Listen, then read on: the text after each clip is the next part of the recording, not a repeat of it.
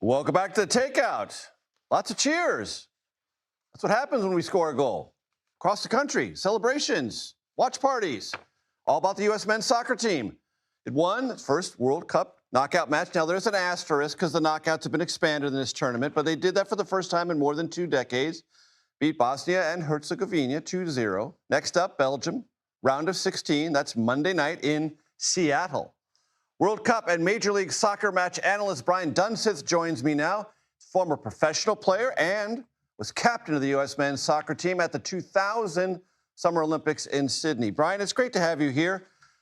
Let's just talk about the red card, okay? Let's just talk about it because it aggravates everyone and it will have a very big effect on Monday's match. Yeah, listen, when you watch the still pictures and you take a look at the way that the ankle kind of buckled underneath Flo Balogun's step down, it's not a good look.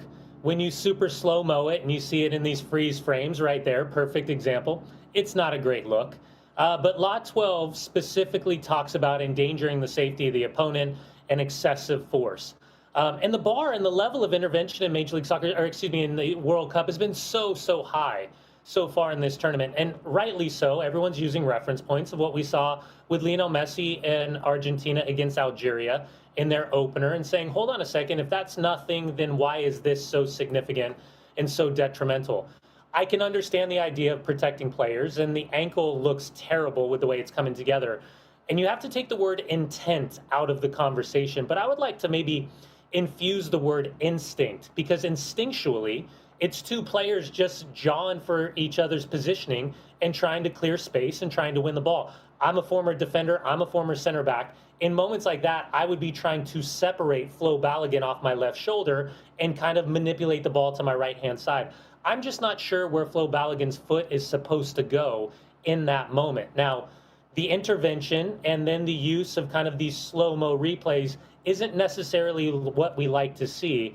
And now he's created not just that final 25 minutes where Malik Tillman gets the second goal and that amazing free kick, and you see that sense of urgency and camaraderie defensively for the team to walk away with the 2-0 win. But now Mauricio Pochettino and his team, much like they had to do with Christian Pulisic's injury heading into Australia in that second match of the group stage, they have to find some significant solutions because Flo Balogun is unlike any other player in his position with his intelligence, his movement, his player profile, and most importantly, his ability to score goals.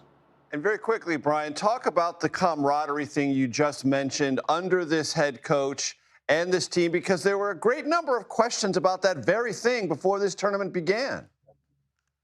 Yeah, you go back to last summer, and you got to listen. You really got to think about Mauricio Pochettino played for the Argentinian national team. He went to the World Cup in 2002. So when that crest sits on the shirt, it doesn't matter who it represents. For each individual player, there is a commitment and an expectation that the moment that you put that jersey on, that you are not only representing yourself, you're representing your family, you're representing your nation. So last year, by subtraction, almost ended up by multiplication. And by that, I mean, when guys were either not available or guys got hurt, specific to Christian Pulisic against Australia in the fall, all of a sudden it's that next man up mentality. And guys like Tyler Adams, Weston McKennie, and Chris Richards really started to shine. And I think that's a specific reason why in that second half against Paraguay in the opener, when Christian couldn't continue because of that calf injury, all of a sudden the pieces of the chess started to move around, and they believed that irregardless of a player being available or not, that it was more about the collective as opposed to the individual. So that's what they saw, and that's now the challenge for the group, playing against an elite Belgian side that can really cut you apart in a split second if you're not paying attention.